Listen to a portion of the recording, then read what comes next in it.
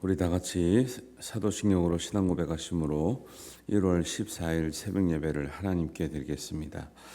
나는 전능하신 아버지 하나님 천지의 창조주를 믿습니다. 나는 그의 유일하신 아들 우리 주 예수 그리스도를 믿습니다. 그는 성령으로 잉태되어 동정녀 마리아에게서 나시고 본디오 빌라도에게 고난을 받아 십자가에 못 박혀 죽으시고 장사된 지 사흘 만에 죽은 자 가운데서 다시 살아나셨으며 하늘에 오르시어 전능하신 아버지 하나님 우편에 앉아 계시다가 거기로부터 살아있는 자와 죽은 자를 심판하러 오십니다. 나는 성령을 믿으며 거룩한 공교회와 성도의 교제와 죄를 용서받는 것과 몸의 부활과 영생을 믿습니다. 아멘.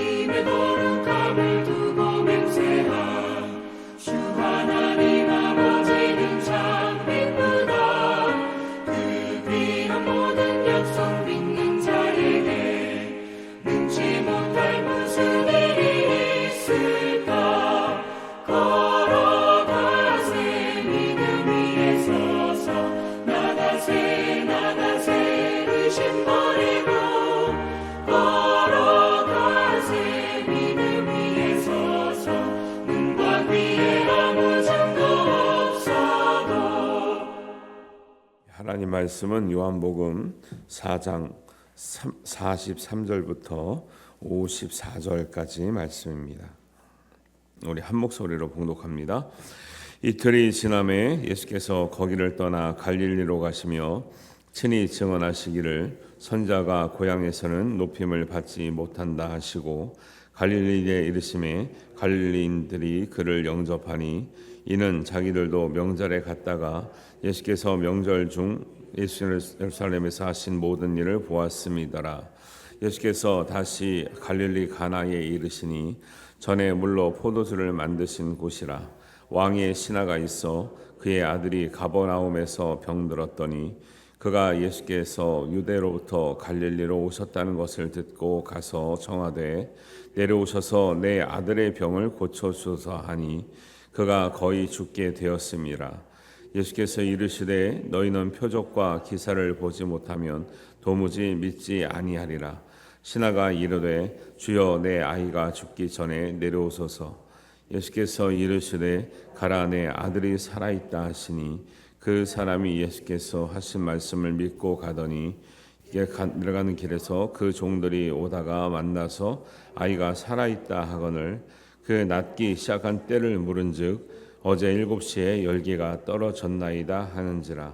그가 아버지가 예수께서 내 아들이 살아있다 말씀하신 그때인 줄 알고 자기와 그 온 집안이 다 믿으니라. 이것은 예수께서 유대에서 갈릴리로 오신 후에 행하신 두 번째 표적이니라. 아멘. 예수님이 사마리아에서 이틀을 유하시고 나서 이제 갈릴리로 다시 가시는 장면입니다. 가셔서 두 번째 표적을 행하시는 그 사이에 예수님께서 무슨 말씀을 하시냐면 44절에 보니까 선지자가 고향에서는 높임을 받지 못한다, 이런 얘기를 이제 제자들이 한 게 아니라 본인이 직접 하신 거죠. 이 얘기를 왜 하셨을까요? 선지자가 지금 사마리아에서는 굉장히 환영받았잖아요. 그렇죠? 사마리아에서는 굉장히 환영받는 분위기고 이틀을 더 유해달라고 이렇게 했는데, 그렇게 유하시다고 이제 갈릴리는 본인이 주로 활동하셨던 그 동네로 다시 들어가시는 건데, 가시면서 무슨 얘기를 하세요? 선지자가 고향에서는 높임을 받지 못한다. 사마리아, 고향이 아닌 사마리아에서는 높임을 좀 받고 있었죠. 이틀이나 유하면서 예수님께 더 남아달라고, 유해달라고. 고향으로 가시면서 선지자가 고향에서는 높임을 받지 못한다. 뭔가 마음에 안 드시는 거죠. 고향에서. 여러분, 이런 걸 볼 때도 예수님도 이제 어떤 영적인 차원이나 인간적인 차원이나 섭섭함이 있으신 것 같아요. 고향 사람들이 알아보지 못하고, 오히려 이제 오장이나 이렇게 가면은 그 동네에서 이제 그 안식일에 병을 고쳐주고 이러잖아요. 이적을 행하면 행할수록 사람들이 뭐라 하냐면 5장 16절 하면 그로 인해서 유대인들이 예수를 박해하게 된다 그랬고, 그 다음에 그걸로 인해서 유대인들이 이로 말미암아 더욱 예수를 죽이고자 했다. 5장에 이런 내용들이 나오는 것에 대한 이제 예견을 하시고 나름대로 아쉽고 섭섭한 마음이 있는 거죠. 이상하죠. 예수님이 복음을 전하면서 병을 고치고, 비록 안식일이지만 약한 사람들을 고치고 문제를 해결해주고 하면 사람들이 와, 예수님 너무 감사합니다 할 텐데, 감사가 없고 네가 뭔데 나서냐? 네가 하나님의 아들이라도 되냐? 뭐 하나님 아들인데 사람들이 그러는 거예요. 여러분, 소중한 거는 가까이 있을 때 잘 모른다고 그러잖아요. 소중한 거 가까이 있을 때 몰라요. 자기 자녀도 가까이 있는데 맨날 싸우고 잔소리한, 자녀가 많이 아프거나 또 이렇게 무슨 일을 당하면 사람들이 다 뭐라 그래요? 건강만 해다오. 다른 거 다 필요 없다. 곁에만 있어다오. 다른 거 다 필요 없다. 근데 곁에 있을 땐 뭐라 그래요? 이것도 해야 되고 저것도 해야 되고 너는 이렇게 해야 되고 저렇게 해야 되고 너 때문에 못 살겠다 그래 놓고 무슨 일이 생기고 힘들어지면 옆에만 있는 거, 있기만 해도 너무 고맙다 이러잖아요. 여러분, 소중한 거는 가까이 있어요. 여러분 가까이 있는 분이 소중한 분들이에요. 가까이 계신 분들, 가까이 가지고 있는 거, 평상시에 늘 우리와 함께하는 것 귀하게 여기시고 감사하게 여기시고 잘 그 은혜를 함께 공유하시기를 주님의 이름으로 축원합니다. 이런 얘기가 막간의 사이에 나와요. 이런 게 참 의미가 있는 거죠. 예수님 이런 말씀 잘 안 하시거든요. 근데 누가복음에도 나오고 여기도 나오는 거예요. 고향에서 선자가 대접하지 못한다. 선자가 딴 데는 대접받는데 자기 고향에서 대접받지 못한 말을 못 하신다는 말을 두 번이나 이렇게 하고 계셔요. 그래서 예수님도 참 이 하나님 일을 하면서 굉장히 마음에 고충이 있으셨구나. 이제 이런 일들이 볼 수 있고, 이제 본격적으로 갈릴리 가나에 다시 들어가시면서, 갈릴리 가나는 물로 포도주를 만드셨던 그 일, 가나의 혼인잔치가 있었던 그 동네인데, 가니까 가나 사람들의 성향인 것 같기도 하고, 가나에서는 꼭 그런 일이 있었던 것 같아요. 왕의 신하가 있는데 아들이 어떤 병들어서 죽게 되었어요. 근데 그 왕의 신하가 유대로부터 와가지고 갈릴리까지 예수님을 찾으러 온 것까지 너무 좋은 것 같아요. 근데 아들의 병을 고치기 위해서 찾아왔어요. 거의 죽게 되었기 때문에. 그런데 예수님이 이것도 좀 특이한 관점인 거죠. 예수님께서 약한 사람, 병든 사람 고쳐달라 그럴 때 이게 마다한 적이 별로 없거든요. 근데 지금은 고쳐달라고 하는데 예수께서는 뭔가 마음에 안 드셨나 봐요. 왜냐하면 그러냐, 내가 가서 고쳐주리라 이렇게 하시면 되게 부드러운데 거의 죽게 된 아들의 병을 고쳐달라고 하는 왕의 신하의 말을 듣고 예수께서는 어떻게 말씀하시냐면 48절에 보니까 너희는 표적과 기사를 보지 못하면 도무지 믿지 아니하리라 이렇게 해요. 좀 이상하죠. 맥락이 좀 이렇게 좀 자연스럽지가 않아요. 아프냐? 내가 가서 도와줄게. 내가 가서 어떻게 낫게 하리라. 내 믿음이 너를 구원하느냐, 내 아들을 구원하였느냐 이렇게 말씀하시면 좋은데 계속 예수님은 표적을 행하시면서도 표적만 보고 믿으려고 하는 사람에 대해서 계속 뭔가 마음에 안 드셔 하는 이런 장면들을 보고 있죠. 니고데모가 올 때도 표적 얘기하셨거든요. 근데 지금 그것 또한 지나간 지가 얼마 안 돼요. 니고데모 이야기가 3장에 나왔잖아요. 그때도 표적을 아무나 행할 수 없습니다. 표적을 행하시는 거 보니까 하나님 아들인 게 맞습니다 했는데 예수님은 표적에 대해서 얘기 안 하시고 거듭남에 관해서 말씀했다 그랬죠. 그리고 표적을 행하셨던 가나에서도 표적을 행하셨지만 아직 내 때가 아니다라고 말씀하셨고, 그러니까 요한복음의 뉘앙스는 이 표적에 대해서 굉장히 좀 부정적인 반응. 근데 예수님 표적을 안 행하셨던 것도 아닌데 이런 거죠. 예수님은 고향에서 선자가 환영을 받지 못한다, 높임을 받지 못한다라는 말 뉘앙스 속에 섭섭함이 뭐냐면 많은 사람들이 예수님을 따라오는데 그래서 오병이어도 베풀어 주시고 병도 고쳐주시고 하는데 끝나면 어떻게 하는 거예요? 싹 사라지는 거죠. 싹 사라져. 사람들이 먹고 나면 싹 사라져. 고침받고 나면 싹 사라져. 누가복음에는 10명의 문둥병자가 예수님이 지나가는 걸 보고, 문둥병자가 실제적으로 예수님을 만나려고 온 것도 아니고 예수님이 지나가는 걸 보고 소리 질러서 나음을 구했을 때 제사장에 가서 보이라 하면서 돌아가는 길에 나았단 말이에요. 근데 몇 명만 돌아왔다고요? 한 명만 돌아왔다고. 그때도 예수님이 뭐라 하세요? 영적인 서운함을 말씀하시죠. 9은 어디 갔냐? 너희가 다 낫지 않았냐? 근데 왜 한 명만 오냐? 오라고는 소리 안 했죠. 예수님이 와서 나에게 감사하란 말 안 했죠. 그런데 한 명이 왔을 때 뭐라 그러셨어요? 9은 어디 갔느냐? 잘 뉘앙스를 잘 보세요. 성경의 말씀은 예수님이 뭐 하니까 낫다 이게 중요한 게 아니라니까요. 낫다가 중요한 게 아니에요. 예수님은 나았음에도 불구하고 안타까워하는 마음. 저들은 왜 표적과 기사만을 쫓아다닐까? 그리고 경험하고 나면 왜 싹 사라질까? 경험하고 나면 왜 다시 오지 않을까에 대한 예수님의 안타까운 마음이 여기 녹아져 있는 거죠. 왜? 특히 요한복음은 계속 표적 얘기를 하고 있어요. 지금 여러분들 뉘앙스를 보시면, 그러니까 오늘만 예를 들면 이 말씀을 하루만 딱 본 사람들은 그걸 몰라. 근데 우리가 계속 봐왔잖아요. 그러니까 요한복음은 표적에 관해서 굉장히 집중하고 있고 반복하고 있고 예수님 표적에 관해서 뭔가 메시지를 주고 계시구나라는 것을 알 수 있어요, 없어요? 알 수 있죠. 그래서 성경을 흐름을 계속 쭉 봐야 돼. 저는 솔직히 빨리 읽고 많이 읽는 거 별로 중요하다 생각하지 않아요. 찬찬히 찬찬히. 근데 이제 10년마다 한 번씩 읽으면 안 되겠죠. 이게 감이 없으니까. 1년에 한 번 정도 읽으시면 될 것 같아요. 근데 더 중요한 건 많이 읽으실수록 깊이 읽으시고 전체적인 관점에서 읽으시고 왜라고 하는 질문을 갖고 읽으셔야 돼요. 그냥 무조건 믿음으로 읽는 건 좋은데 그냥 덮어놓고 막 쭉쭉쭉쭉 나가는 건 큰 의미가 없다니까요. 이런 거를 지금 제가 몇 절 안 되는데도 계속 질문을 던지면서 같이 고민해 보는 거죠. 묵상할 때. 그러면서 거기에 대한 깨달음을 갖는 것이 그게 설교지 다른 게 설교겠어요? 한번 생각해 보시기 바라요.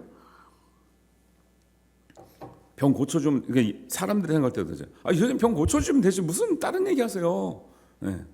병 고쳐주시면 되지. 예수님 딴 데도 다 고쳐주셨잖아요. 우리도 죽게 생겼는데 고쳐주세요. 고쳐주면 되는 거지. 무슨 말을 이렇게 말씀하세요?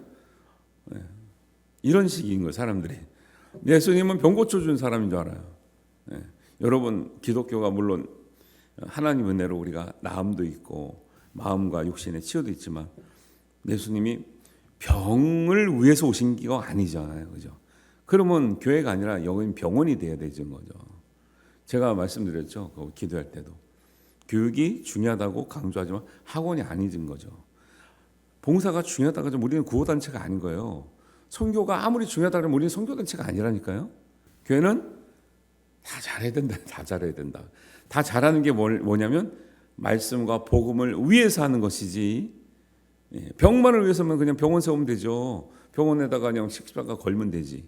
근데 병원도 그런 기독교적인 정신에 의해서 세운 병원들은 그렇게 하고 있지만 병원이 또 교회는 아닌 것처럼 우리가 예수님을 믿는 목적과 교회에 대한 기대, 하나님의 기대가 자꾸 본질이 아닌 곁길로 가면 안 된다라는 얘기와 또 경고를 하시는 거죠. 우리도 옛날에는 정말 가난하고 정말 우리가 의학적인 혜택을 많이 못 받을 때는 얼마나 그런 것 때문에 많이 믿었습니까? 그죠? 구제 받고 또 뭐 선물 받고 정말 이 집에서 맨날 그 핍박당하는 이 어려움과 또 이게 그냥 신앙적인 핍박이 아니라 인간적인 핍박을 당했잖아요. 옛날에 며느리들이, 부인들이, 자녀들이 막 우리 어려운 시대를 살면서, 그러니까 교회 가야 위로가 되고 교회 가야 뭔가 이 만남이 되고 교제가 되는 이런 시대, 교회 가기만 해도 마음이 편했다. 근데 지금 그게 해결되니까 사람들 쫄죠. 왜요? 저는 그걸 그렇게 봐요. 옛날에는 그것 때문에 믿었던 거죠. 근데 그게 해결되니까 이제는 그것 때문에 안 오는 사람들을 빼니까 지금은 이제 줄어 보이는 거죠. 지금은 뭐요? 저는 나름대로 진실된 분들이 믿는다 생각을 해요. 그런 거 아니어도, 병 낫는 게 아니어도, 구제받는 게 아니어도 진짜 내가 믿음을 가지고 믿으려고 하시는 분들이 이제 남는 분이다, 이게 생각을 하는데 예수님도 동일한 말씀을 하고 있는 거죠. 예수님께 나온 사람들이 크게 두 부류가 있는데, 한 부류는 예수님의 말씀을 믿고 진정한 믿음으로 살려고 나온 사람들이죠. 진정한 하나님과의 만남, 말씀과의 만남을 가지려고. 또 한 부류는 표적과 기사가 나타날 때만 따라온 사람이 있고, 그 표적과 기사를 경험하고 나면 떠나는 사람들이 있어요. 대부분 군중들이죠. 군중들. 그래서 예수님을 따라다니는 사람들은 제자와 군중이 있어요. 군중은 특이한 일이 없으면 다 갑니다. 제자는 십자가가 앞에 보여도 따라가죠. 군중들은 십자가 보이면 도망가요. 여러분이 제자인가, 내가 제자인가 언제 알 수 있어요? 십자가가 보일 때 그 십자가를 향해서 내가 가는 사람인가, 십자가를 등 돌리고 반대로 가는 사람인가를 보면 알 수 있죠.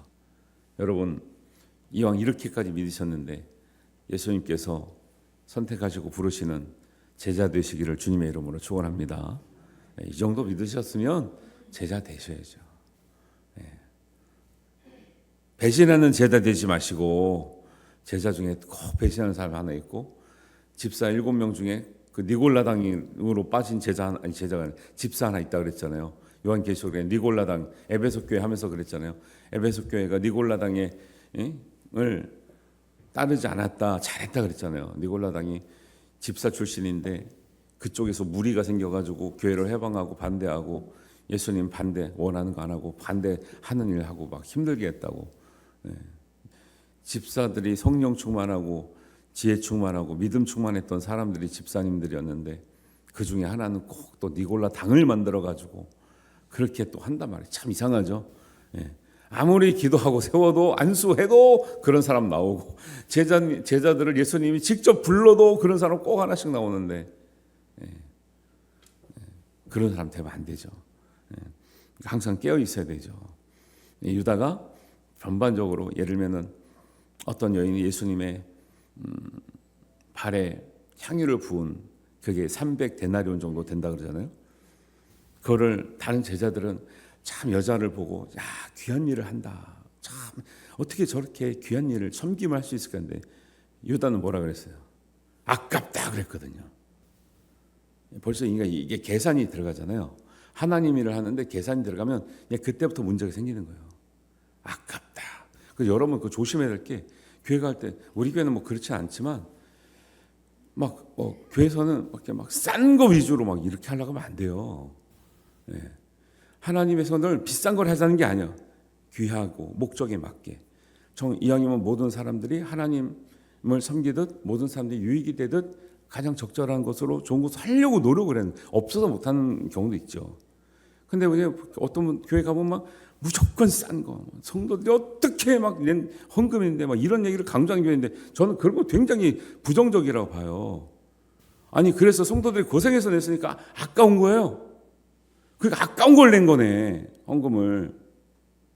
그렇게 하려면 드리지 않는 게 나아요. 그러니까 뭐 이런 거 너무 강조하는 게 있어요. 뭘 하면 막 어떻게 성도들이 낸 돈인데 그렇게 쓰니. 아니 그게 낭비하자는 말은 아니잖아요. 근데 그렇게 말하는 가운데 우리 인간적인 계산이 굉장히 녹아져 있다는 말인 것을 모르고 하시는 소리거든요. 혹시 그런 소리를 하셨었거나 들으셨으면 돌이키시고 주의하셔야 돼요. 항상 그 아까움이 있어. 아까움이 그 사람들 마음에. 그렇게 하는 거 아니에요. 유다가 그랬다니까요.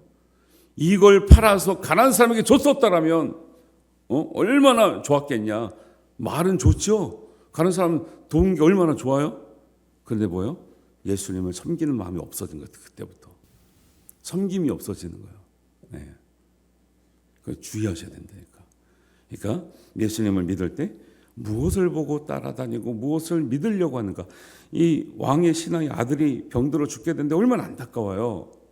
그럼 예수님 당연히 고쳐주시죠. 고쳐주셨죠. 그럼에도 불구하고 신하의 마음이 안타까운 거죠. 왜? 정말 이 고침을 통해서 하나님께 영광 돌리고 예수님 믿으려고 나온 게 아니라 병만 고치면 된다고 하는 이 중심을 예수님이 아셨을까 모르셨을까요? 아셨죠. 그 2장 25절에도 나오잖아요. 성전을 정화하시면서 그들의 속마음을 아셨다고.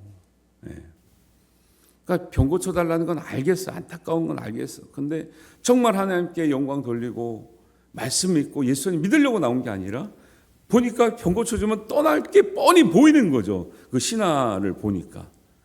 그래서 이런 얘기도 하셨다. 그래서 신하는 예수님을 데려가야 난 줄 알죠. 왜? 예수님 있었을 때가 모든 역사가 일어났으니까 데려가려고 애를 썼는데 예수님 안 가죠. 같이 안 가고 가라 내 아들이 살아있다 하시니 그 사람이 예수께서 하신 말씀을 그래도 믿고 갔어요. 내려가는 길에 종들이 만나니까 아이가 진짜 살았대요. 언제부터 좋아졌냐니까 7시쯤에 열기가 떨어졌는데 가만히 생각해보니까 그때가 예수님께서 가라 했던 그때인 거예요. 그래도 다행히 그 말씀하신 그때인 줄 믿고 자기와 온 집안이 다 믿었다고, 참 예수님이 우려하던 것처럼 되지 않고 그래도 믿었던 이런 은혜가 나타나긴 했는데 겨우 나타났더니 겨우 지금 보니까 상황을 보니까 그 예수님 말씀 믿고 지금 겨우 믿은 상황이 겨우 믿은.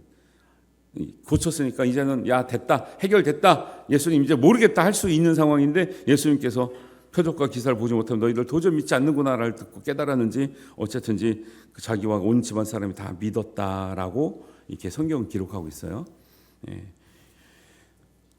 여러분 우리 어릴 때 그런 찬양 불렀잖아요. 예수님이 말씀하시니 물이 변하여 포도주 됐네. 예수님 나에게도 말씀하셔서 새롭게 변화시켜줘서. 저는 그 찬양 노래가 좋다는 것보다 거기 진짜 중요한 포인트를 너무 잘 잡아서 가사를 썼다는 거예요. 예수님께서 말씀하시니 물이 변하여 포도주 됐네. 예수님 나에게도 말씀하셔서 변화시켜주소서. 기적에 초점을 맞추지 않고 예수님의 말씀을 초점을 맞춰서 가사를 적었던 흔적이 보이는 거예요. 옛날에 몰랐지. 그러니까 옛날 지나갔던 어릴 때 부른 복음성가도요 엄청나게 의미가 있고 정말 은혜가 있는 찬양들이 많아요.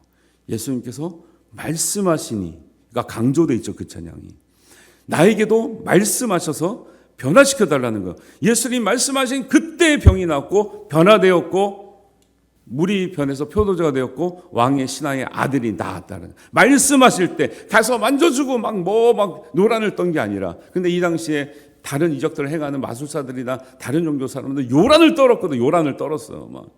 막 우리식으로 말하면 굿하는 식으로 막 요란을 떨고 피를 막 동물의 피를 바르고 난리를 쳤단 말이에요. 엘리야가 대적했던 바알의 제사장들도 그랬거든요. 응답이 안 되니까 난리를 피잖아요. 막 벽돌로 긁어 막 피를 내고. 하나님이 그럴 때 역사하는 게 아니라 하나님 말씀이 임하실 때 역사한다는 거예요. 예수님 말씀이 임하실 때 역사한다는 거예요. 데려가서 만져서 역사하는 게 아니라. 그러니까 우리가 말씀 중심의 신앙이 얼마나 중요한지를 예수님 직접 계속 표적을 행하시면서, 표적을 행하긴 행해야 되는데 필요한데, 이들에게 필요한데 왜 말씀을 듣지 않고 말씀을 새기지 않고 자꾸 표적만 볼까? 눈으로 보이는 것만 볼까? 왜 육신에 관한 것만 관심이 있을까? 안타까운 마음. 우리 나도 나중에 또 병 들잖아요. 아프잖아요. 거기에 초점이 아니라 어떤 상황에 있어든지 그것을 예수님과 함께 고난받는 고난이라 생각하고, 너희가 영광에 참여할 것, 장차 올 영광은 지금 당하는 고난에 비교할 수 없다라는 마음을 가지고 우리가 겪을 수밖에 없는 고난과 아픔이라면 겪어야 된다니까요. 모든 걸 피해갈 수가 없어요. 근데 사람들이 어떻게 불편한가 어려움과 아픔이 있어 그냥 교된 사람들은 좀 안타까운 게, 모든 걸 어떤 불편도 없어야 되고 어떤 아픔도 없어야 되고 어떤 고난도 없어야 된다고 하는 이런 좀 안타까운 마음들을 가지고 이게 지내시는 분들이 있어요. 아니에요.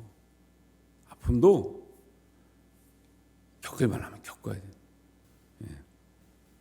고난도 겪을 만하면 겪고 이겨내는 거죠.